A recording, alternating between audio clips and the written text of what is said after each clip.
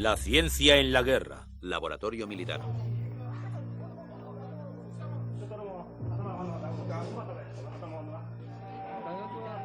Tokio, marzo de 1995. Primer ataque terrorista del mundo con gas nervioso. Murieron 12 personas que viajaban en el metro y 5.000 necesitaron atención médica.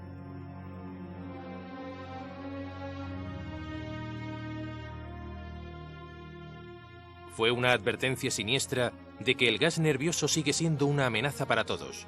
Nuestros pueblos y ciudades son objetivos fáciles para una de las armas más letales de este siglo, inventadas para el campo de batalla.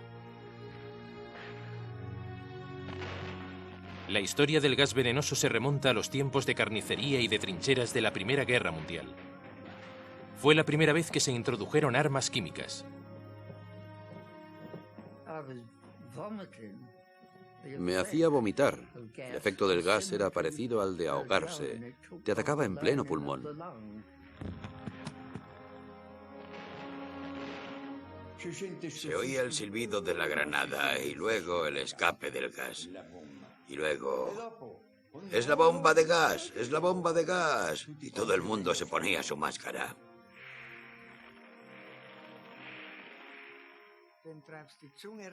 La lengua te colgaba. Te salía espuma de los ojos. Te retorcías luchando por respirar. La primera arma de destrucción masiva. El gas venenoso dio lugar a una nueva era en la terrible historia de la guerra. Fue el resultado de una perversa alianza que marcó el siglo, la alianza de los soldados y los científicos.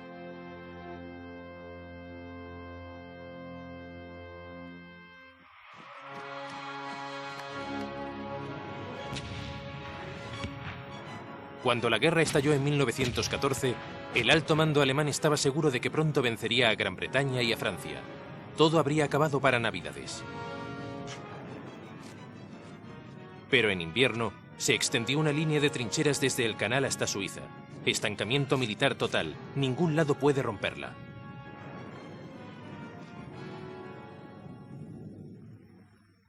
Uno de los científicos alemanes más importantes, Fritz Haber, ofreció a su patria una salida a este impasse.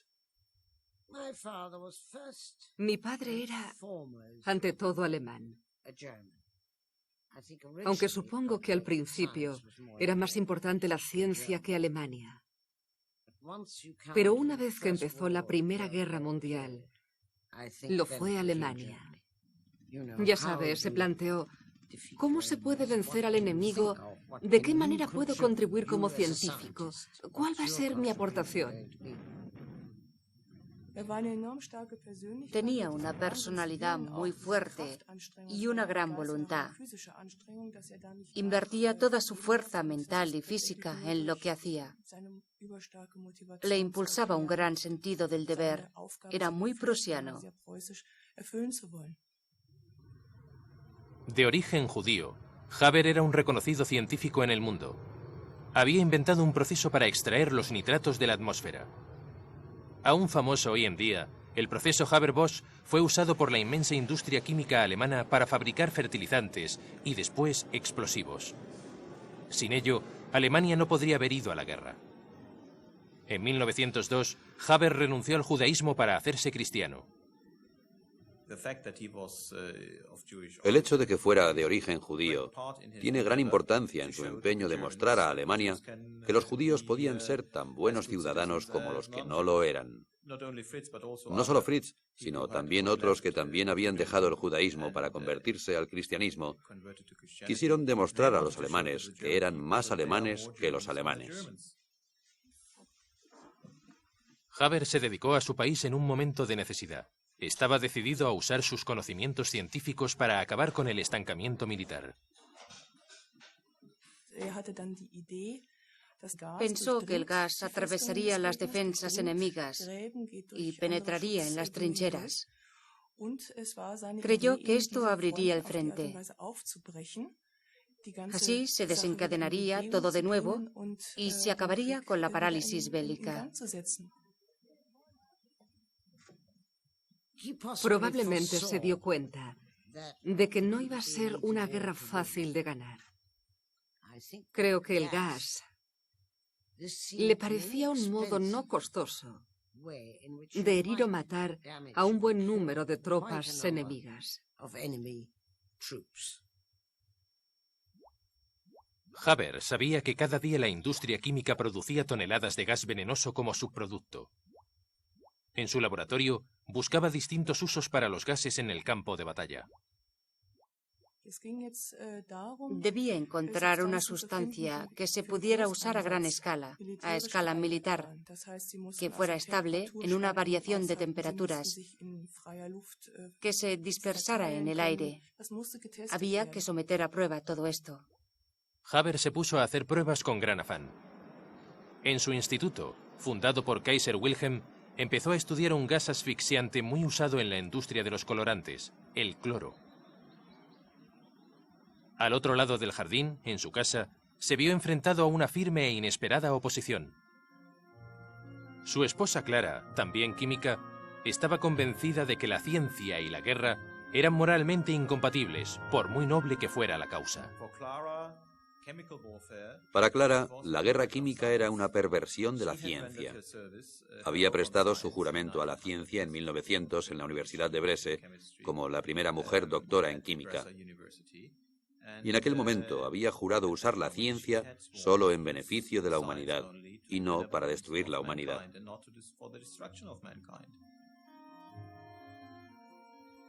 De hecho, ella tenía enormes dudas éticas sobre la guerra con gas, y él ni siquiera se paró a pensar en ello.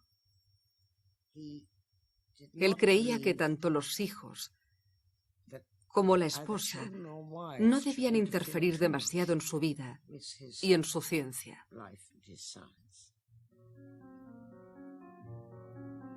Consciente de las objeciones éticas de su esposa, Haber intentó mantener en secreto su trabajo, pero un día de diciembre de 1914 no pudo seguir encubriendo sus actividades. No fue difícil averiguarlo. Era un secreto militar, pero ella veía el instituto desde la ventana de casa. Un día hubo una gran explosión y encontró a un grupo de gente rodeando a alguien que estaba en el suelo. Clara se arrodilló y dijo: «Está vivo, abridle el cuello, no puede respirar». Había habido una explosión de gas venenoso en el laboratorio. El hombre moribundo, gran amigo de Clara y antiguo colega de trabajo, era un químico llamado Otto Secur. Clara le había presentado a su marido. Desde el momento en que le vio morir, creció su rechazo a la investigación hasta que acabó odiándola. Pero su marido se afanó en sus estudios, haciendo caso omiso. A finales de 1914, Haber se dirigió al ejército. Les prometió que el gas cloro les daría una victoria rápida. Alemania era el único país que podía producirlo en las ingentes cantidades necesarias, pero el alto mando no estaba convencido. Por primera vez, generales y científicos tuvieron que trabajar juntos. Así que ambas partes se mostraban reacias a colaborar. No les resultó fácil trabajar juntos. Los jefes de Estado Mayor se pusieron de acuerdo en el potencial de la guerra química, pero contravenía las tradiciones del ejército. Alemania había firmado la Convención de La Haya que prohibía usar gas en la guerra. Al principio del conflicto, se abstuvieron de romper un acuerdo internacional. Se mantenían aferrados a sus ideales caballerescos. Es el oficial que conduce a sus hombres a la batalla con el sable alzado, gritando: «Seguidme». Esa es la imagen de la guerra cortés. Pero la guerra química fue totalmente diferente. No es el oficial, sino el químico quien determina cómo atacar. En el centro de pruebas del ejército, cerca de Colonia, Haber mostró al alto mando la potencia asesina de su nuevo invento. La primera prueba fue casualmente en este lugar donde nos encontramos. Imagino que la desesperación de Clara, que estaba junto a él y cuyo fuero interno se oponía a estas pruebas, debía de aumentar día a día. Haber, como patriota, se mantenía impasible. Demostró que si el viento soplaba a favor, el gas de los cilindros explotaría hasta las líneas enemigas, matando o mutilando todo a su paso. La guerra seguía. Como cada vez se llamaba a filas a más alemanes, los generales dejaron sus escrúpulos a un lado. A principios de 1915, decidieron usar la nueva arma de Haber. Le asignaron un grado militar, y Haber ayudó al alto mando a supervisar la artillería de gas. El 22 de abril de 1915, en Ypres, abrieron las válvulas, soltando una nube de cloro de 1,5 metros de altura. Con la brisa del este, se desplazó suavemente hacia las desprevenidas tropas francesas y argelinas.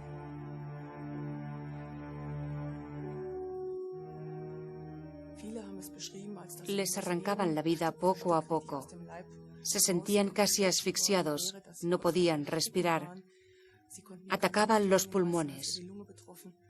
Se extendió el rumor de que ese era el efecto del gas y se desencadenó el pánico.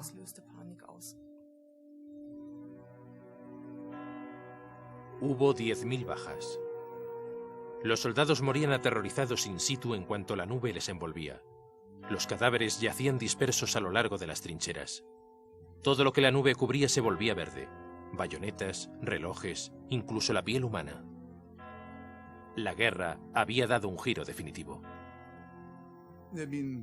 Ya había habido muchos muertos en anteriores guerras, e incluso más que entonces, pero así de rápido y en solo una operación. Este es el gran cambio de la guerra química. Esto mostró lo que la ciencia y la guerra movilizada podían hacer en realidad, y se puso de moda. Había otras sustancias químicas. Había armas biológicas, armas radiológicas y armas nucleares. El progreso de la destrucción masiva se reveló aquel día. Pero para la decepción de Haber, el horror de Ypres fue solo una parte de lo que podría haber sido. Los alemanes desaprovecharon una oportunidad. Tenían un arma de gran sorpresa, aunque no sabían de antemano que sería tan eficaz. Era un ataque en gran parte de diversión, porque entonces concentraban sus fuerzas en el frente este. No tuvieron las fuerzas de acompañamiento a punto y perdieron así una oportunidad de oro.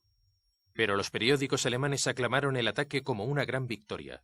Lo justificaron, humanizándolo. Un escritor afirmó: «La suave emisión de nubes de gas es una extraordinaria y suave manera de librar una guerra». Con 40 años, Haber se convirtió en héroe nacional. Fue ascendido a capitán y el primer científico aceptado en el ejército. Llegó a ser uno de los hombres más relevantes de la ciencia, de la economía y del ejército. La ciencia ya no quedaba encerrada en los muros de un centro de investigación. La ciencia cambiaba las cosas a gran escala, y eso le gustaba. La noche posterior a su ascenso, el capitán Haber celebró una cena para celebrarlo.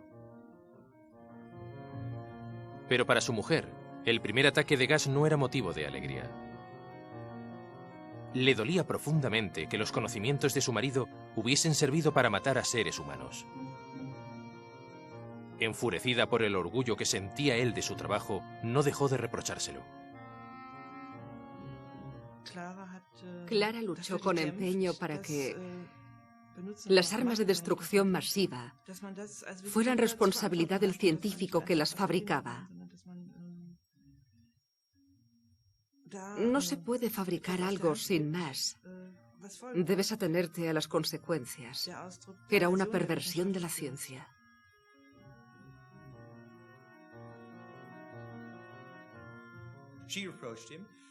Intentó explicarle que usaba la ciencia para la guerra, algo que nada tenía de humanitario. Pero a Fritz, la patria, Alemania, le importaba más y la acusó de traicionarla.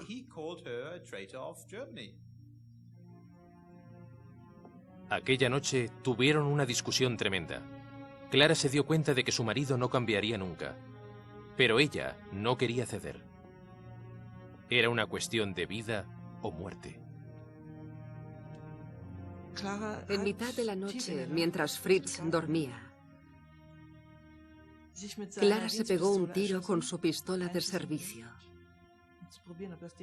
Disparó un tiro al aire y luego se disparó a sí misma en el corazón. Ella luchó hasta el final, pero no pudo hacerle ver que había abusado de su responsabilidad. Dijo, si debes hacerlo, hazlo sin mí.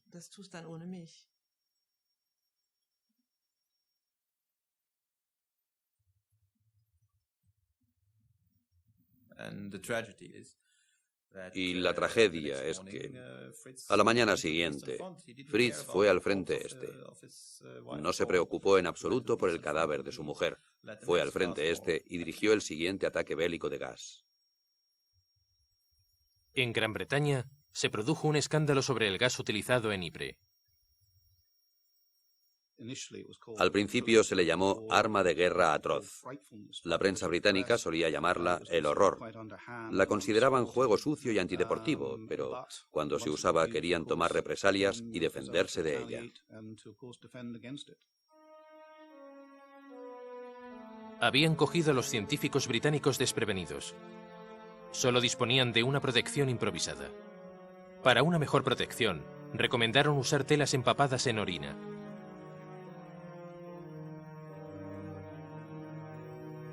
Había que fabricar máscaras rápidamente. Enseguida salieron a la venta, pero la presión pública para tomar represalias crecía. El propio rey se interesó personalmente. En mayo de 1915, el gabinete dio la luz verde para fabricar el gas.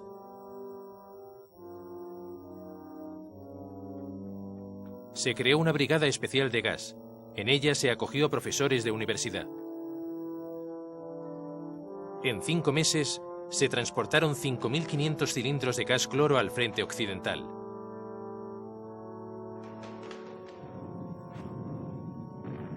En Loos, el 25 de septiembre, Gran Bretaña lanzó su primer ataque con gas. Les salió mal, y a mitad de camino, el viento cambió y explotó el gas hacia los aliados, mostrando así el peor defecto de la nueva arma. Para probar y mejorar el gas venenoso y competir con los alemanes, el gobierno creó un centro de guerra química en Porton Down, cerca de Salisbury.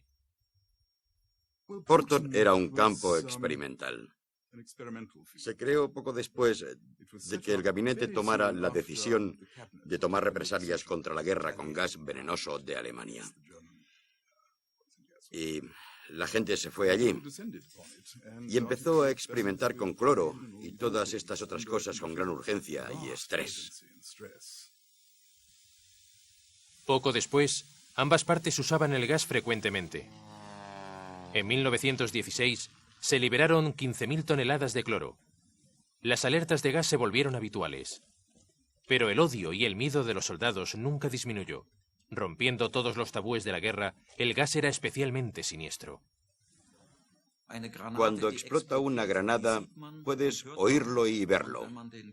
Si agachas la cabeza en las trincheras, estás protegido y el peligro pasa enseguida.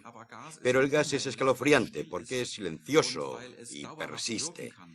Incluso cuando los soldados dejaban las trincheras, tenían miedo de que el gas estuviera al acecho. Se le llamó masacre a escala industrial.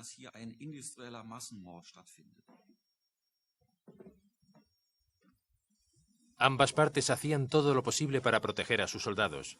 Cuando la guerra continuó, las máscaras fueron más eficaces.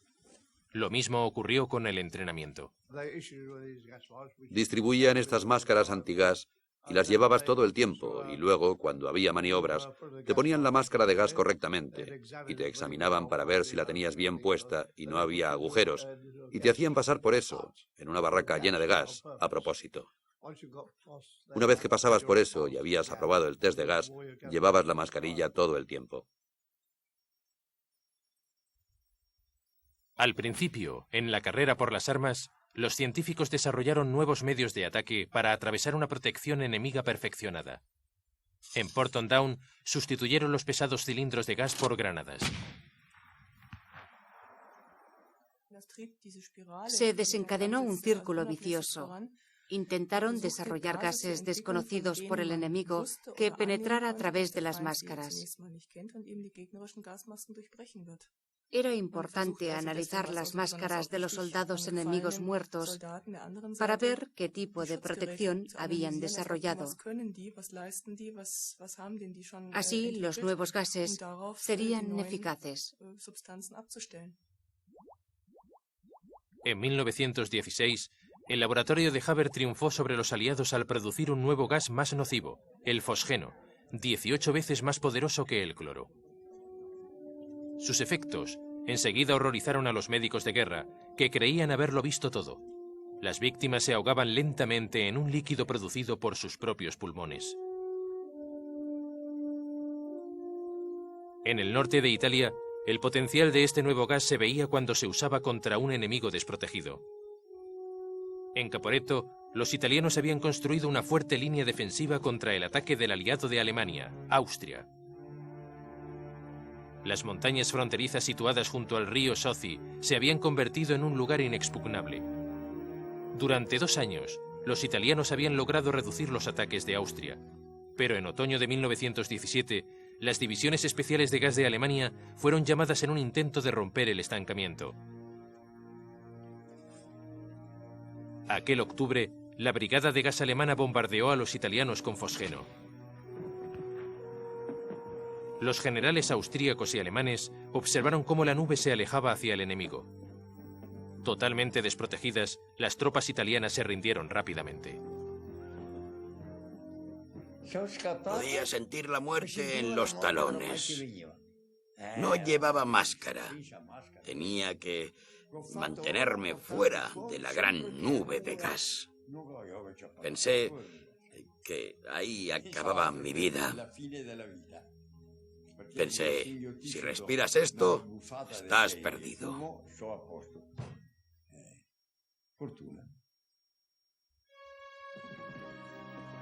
En el lado ofensivo, Iván Kovačić avanzaba con la infantería austrohúngara. Se quedó asombrado de lo que vio.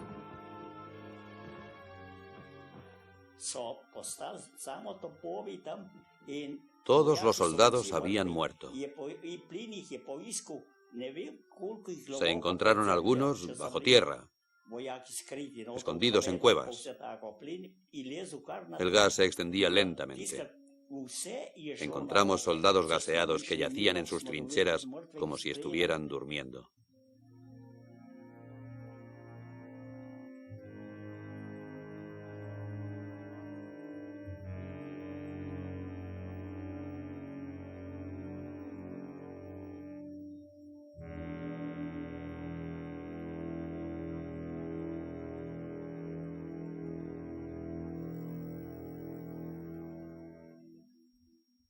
Esta era la demostración más letal hasta entonces del poder asesino del gas, cuando las víctimas no tenían protección. Tras años de bloqueo, el fosgeno había traído uno de los más dramáticos avances de la guerra.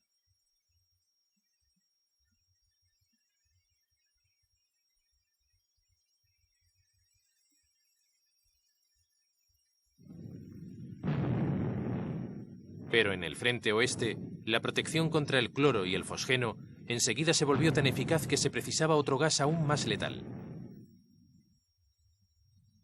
El instituto de Fritz Haber se puso a trabajar. Su objetivo era encontrar un gas que volviera inservibles las máscaras, atacando la piel además de los pulmones. Enseguida apareció un nuevo horror, el gas mostaza. El gas mostaza era una nueva arma que permanecía sobre el suelo. La ventaja era que no se evaporaba como los gases anteriores. Permanecía sobre el suelo, se pegaba a la ropa y atacaba la piel. Así que era imposible para el enemigo protegerse a sí mismo. El nuevo y atroz gas atacaba los pulmones y la piel de sus víctimas. Los trozos de piel afectados se volvían enormes ampollas amarillas. La nueva arma de Haber se usó en cuanto estuvo lista. Desde julio de 1917, el gas mostaza se soltó sobre las tropas aliadas. El gas mostaza era peor que el cloro, porque el gas mostaza corroía el cuerpo. Atacaba a las partes calientes del cuerpo, debajo de los brazos y entre las piernas. Destrozaba la piel, ¿sabe? Yo he visto a hombres llorar como niños.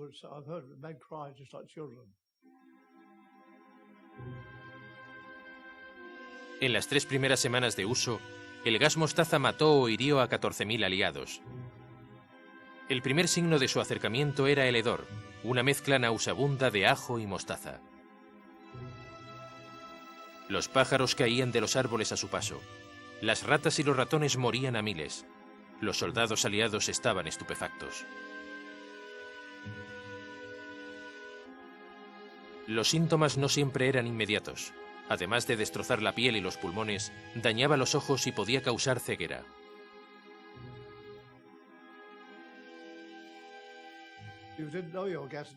No sabías que estabas gaseado hasta que salías a la luz del día y te dabas cuenta de que el sol brillaba demasiado y no podías ver con esa luz de lo intensa que era. Debías mantener los ojos cerrados, andar a tientas y te agarrabas al hombro del hombre delante mientras te llevaban a lo que llamaban primeros auxilios y a unos 4.000 y pico kilómetros detrás de la línea intentaban atenderte. Me dijeron que con suerte, si dejaba el vino y las mujeres, podría vivir otros 10 años.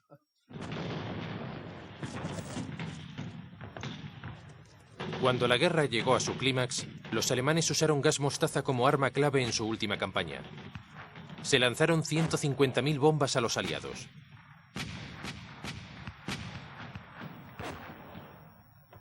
En septiembre de 1918, los británicos habían fabricado su propia versión. En octubre, en el frente belga, soltaron gas mostaza sobre la infantería de reserva bávara número 16. Un siniestro cabo llamado Adolf Hitler estaba entre las víctimas que necesitaban asistencia médica. Después escribió que fue el horror de haber sido gaseado lo que le hizo salir del ejército y entrar en la política. En noviembre de 1918, Alemania se rindió. El gas se había sumado a los horrores de la guerra, pero lejos de dar una victoria rápida a los alemanes, fracasó al no impedir la derrota de la patria. Fritz Haber estaba destrozado. Un amigo dijo que el 75% de él había muerto tras la humillación del país. Recuerdo que fui con él a ver, creo que fue Juana de Arco de Schiller. Y lloró. Lloré a mares porque, por alguna razón, parecía conmoverle. Sobre todo porque Juana de Arco era una figura que intentó defender su país de los enemigos, ¿no? Gracias a las máscaras de gas y a los cambios del viento, la primera arma mundial de destrucción masiva no había dado una victoria, pero había matado a más de 100.000 hombres. Más de 1 millón se habían envenenado y sufrieron los efectos en sus destrozados pulmones durante años. Haber siguió proclamando que era un arma de terror fantástica. Escribió: todo cambio de sensación en la nariz y la boca importuna la mente. Crea una confusión total, lo que merma la fuerza interior del soldado. Pero otros veían el gas como el arma más inhumana de un conflicto que había hundido al hombre en lo más profundo de su inhumanidad. Era un arma importante porque desmoralizaba a los soldados. Los millones de soldados de ambos lados se llevaron la impresión del gas, y aquellos fueron los recuerdos más terribles de la guerra. Fritz Haber temía ser juzgado como criminal de guerra. No tenía por qué. En 1919, en honor a su trabajo anterior a la guerra sobre los nitratos, recibió el premio Nobel. Siguió buscando nuevas armas de gas, encubriéndolo bajo una investigación destinada a controlar las plagas. Los científicos siguen experimentando con nuevos gases. Los insectos, al inhalar este nuevo gas, pierden movilidad en las alas.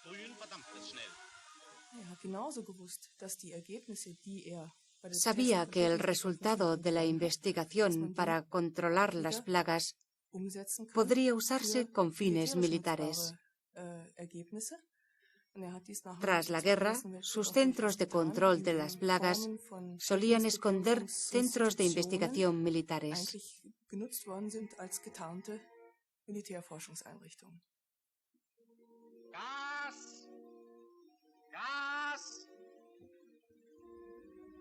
En los años 20, Haber desarrolló otro gas tóxico derivado del ácido hidrociánico, un poderoso insecticida que en lugares cerrados podía matar a personas con gran eficacia. Su nombre, Ciclón B.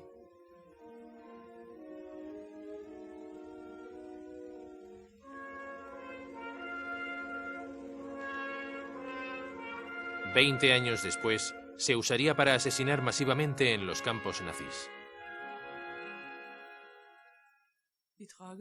La tragedia es que se usó el Ciclón B en la Segunda Guerra Mundial en los campos de concentración. Se usó para matar a judíos, la propia gente de Haber. Eso es algo que Haber no podía haber sabido. Quizá imaginara las consecuencias en 1933, cuando los nazis llegaron al poder. Los nuevos dirigentes nazis estaban convencidos de que el gas sería un arma vital en futuras guerras.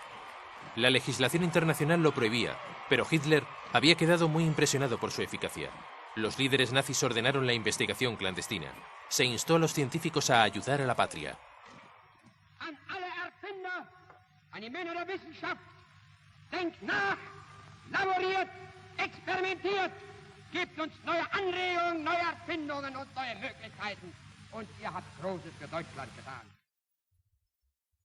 Pero esta vez, Fritz Haber, el primer vínculo entre el ejército y la ciencia, no fue llamado. Recibió una carta en la que le decían que él, Fritz Haber, podía quedarse. Pero sus ayudantes judíos no. Así que respondió a la carta diciendo, en ese caso dimito. Y ese fue el final, prácticamente. Para entonces estaba ya muy enfermo. Creo que la llegada de los nazis había más o menos acabado con él. Rechazado por su patria, a la que había servido con tanto ahínco, Haber se fue de Alemania para siempre. Su salud empeoró drásticamente. Exiliado, murió en Suiza en 1934. Fue enterrado en Basel. Su última voluntad, ser enterrado junto a su mujer Clara.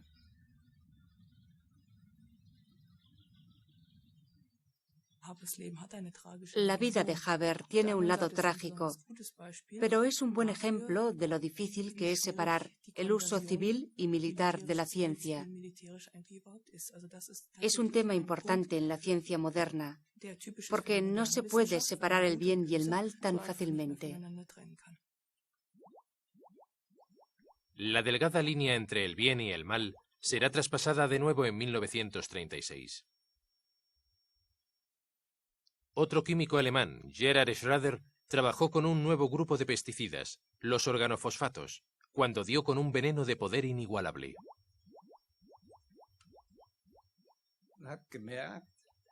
Se dio cuenta de que era demasiado peligroso usarlo como pesticida. Dijo, no queremos trabajar con esto. Es un mineral para armas químicas. Schrader dio por casualidad con el gas nervioso tabún, un gas que destroza todo el sistema nervioso. Experimentó con monos, haciéndoles tocar o inhalar pequeñas cantidades. De inmediato sufrían convulsiones, perdían todo control muscular y morían de asfixia.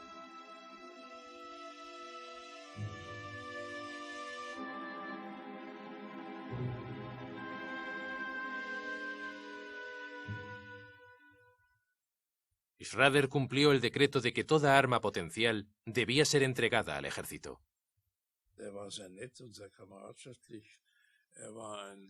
Era un buen hombre, un buen colega y un cristiano practicante. Debió de tener mala conciencia por entregarlo al ejército.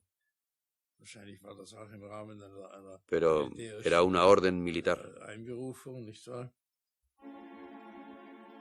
Tuvo que dejar a un lado su trabajo sobre el cultivo de alimentos para crear otro instrumento asesino. Contra su voluntad, Schrader accedió a perfeccionar el tabún, trabajando en alto secreto. Poco después, Hitler estaba a punto de tener un nuevo gas, mucho más poderoso que el que le había envenenado en las trincheras.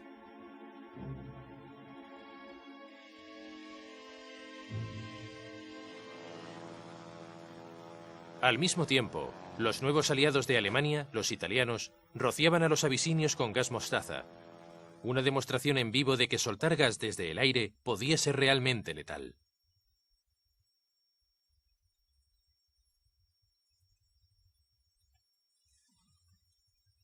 En Gran Bretaña, los informes sobre los horribles resultados sembraron el terror ante la naturaleza de cualquier guerra futura.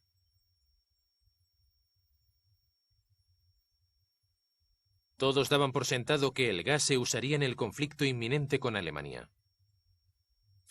Las novelas de los 30 están repletas de intensas historias sobre el futuro de la guerra química. La diseminación de la muerte que provendría de una bomba y mataría a todo el mundo entre Regent Park y el Támesis era una imagen de entonces. La gente buscaba el modo de huir de la matanza, de los horribles acontecimientos de la Primera Guerra Mundial. En 1938, los gobiernos de toda Europa empezaban a preparar a los ciudadanos para la guerra química. En Gran Bretaña se distribuyeron 30 millones de máscaras antigas. Para calmar a los medios, los noticiarios destacaban la cara más ligera de convivir con el gas. ¿Se ha vuelto mi boca más seria, cariño? Dicen que chismorrear con una de estas nuevas y preciosas bocas es de risa. Hoy en algunos lugares de Checoslovaquia entrenan a la gente a usar la máscara. Y para acostumbrarles a llevarla, hacen una canción y la bailan con ella puesta. Bueno, es un baile.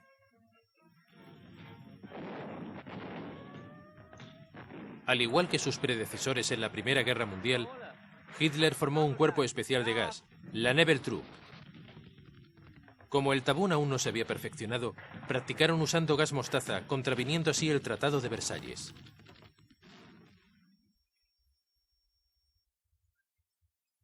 Hans Haas y Alfred Stambitz fueron incluidos en la Nebeltruppen hace 60 años.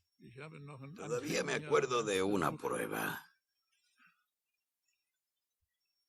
Aquí está la marca. Había ampollas de 3 centímetros de espesor. Fue el gas mostaza. Hitler ignoró totalmente el Tratado de Versalles. Así que se siguió con la investigación, con científicos de armas y cosas así. Y en lugar de lanzar granadas de humo, usábamos armas químicas.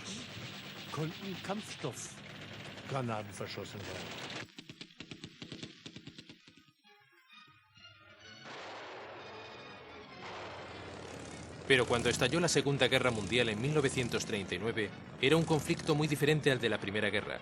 Era simplemente bastante más rápido. Los primeros avances alemanes y sus retiradas posteriores eran tan rápidos que el gas no era una opción. La Nebeltruppen nunca era requerida en el frente. Cuando avanzábamos, nos habríamos perjudicado si hubiéramos envenenado el territorio que estaba enfrente. Luego, la retirada ocurrió tan rápido que no nos podríamos haber protegido levantando cortinas de gas.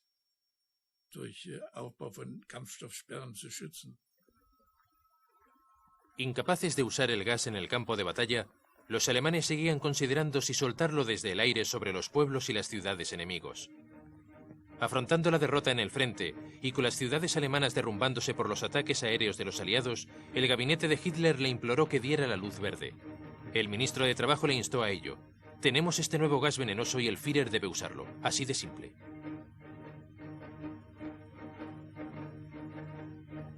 El cabo de la Primera Guerra Mundial ya se había asegurado de que hubiera suficientes reservas. En 1939, ordenó la construcción de una gran fábrica de gas nervioso en Dygenfurt, en Silesia. Naturalmente, era de alto secreto.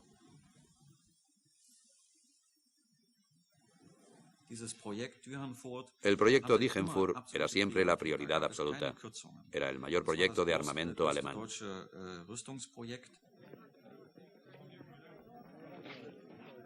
Se mandaron 3.000 trabajadores a Dygenfurt.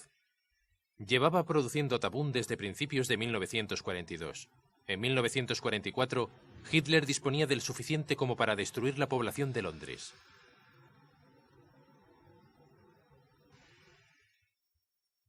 Los aliados no sabían nada de las reservas de tabún, pero desde el principio, Churchill había advertido a Hitler del uso de armas químicas, amenazando abiertamente con tomar represalias bombardeando ciudades alemanas con gases asesinos. Para Churchill, el gas era como cualquier otra arma. No veía por qué se había de distinguir entre una y otra. Y por eso consideraba que ese tipo de razonamiento era pura aprensión sensiblera. Había visto la carnicería causada por las armas convencionales y veía el gas como un horrible método más para causar daño y muerte en el ser humano. Por miedo a las represalias, Hitler nunca usó gas nervioso. Londres quedaba libre, pero enseguida tuvo que enfrentarse a una nueva amenaza. Privado del gas, Hitler ordenó el rápido desarrollo y uso de la bomba volante V1.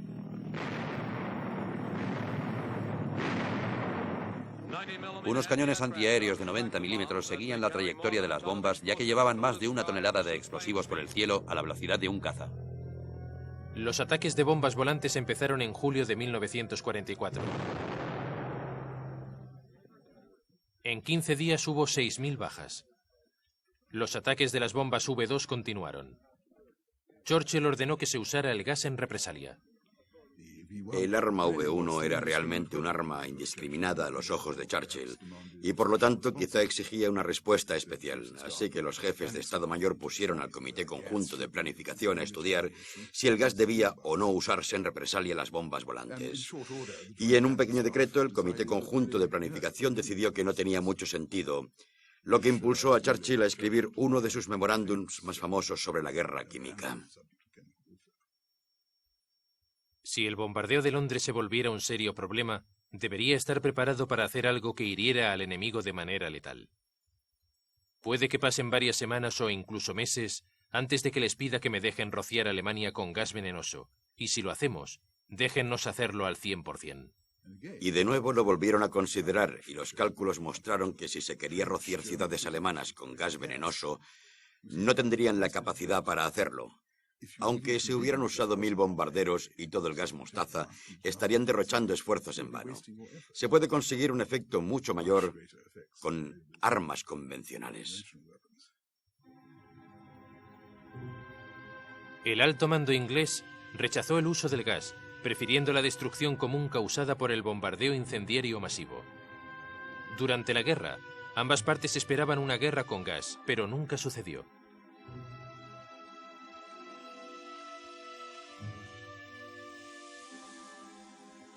El miedo a las represalias había salvado a los pueblos de Europa del bombardeo químico.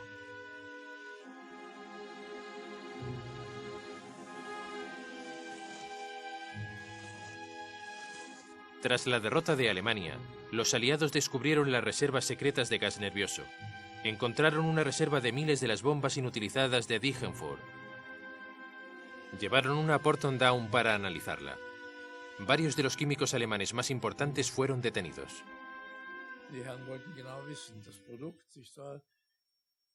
Aquellos señores querían saberlo todo. Cómo se hacía el producto, el mecanismo, su fuerza, cómo se podía hacer algo tan poderoso. No había razón para poner excusas. Les conté exactamente cómo era.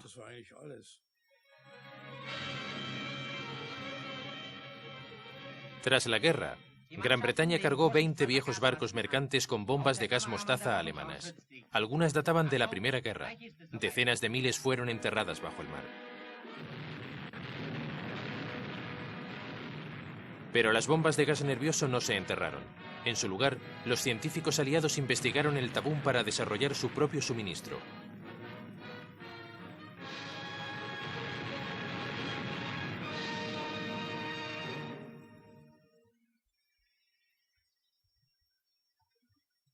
En la Guerra Fría, tanto los soviets como los occidentales produjeron el suficiente gas nervioso como para matar a toda la población del planeta varias veces, pero el miedo a las represalias impidió que fueran usadas. En 1933 se volvieron a ilegalizar todas las armas químicas. Las reservas fueron tratadas y destruidas. No fue una gran pérdida para los poderes nucleares del oeste.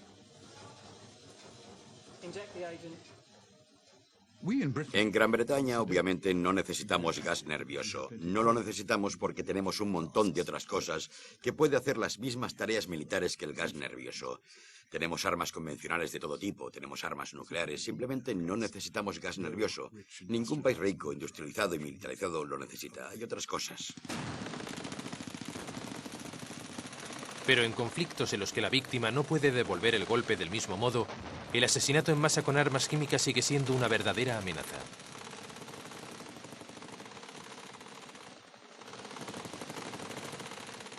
Si no tienes acceso a la protección, las armas les parecerán más atractivas a tus enemigos. No hay duda de por qué Irak usó armas químicas durante la guerra con Irán. Las armas químicas son armas políticas. Pueden coaccionar a los pueblos. Pueden ser armas de terror. El caso más brutal fue cuando Saddam Hussein usó gas nervioso contra los kurdos en Halabja en 1988. El ataque de sorpresa contra la gente desprotegida fue devastador. 5.000 personas murieron en el acto.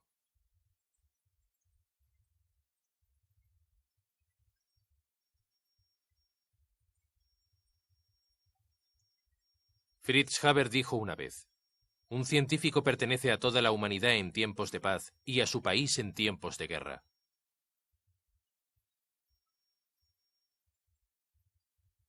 Pero el arma que inventó para la patria se ha vuelto de la propiedad de toda la humanidad, con consecuencias terroríficas.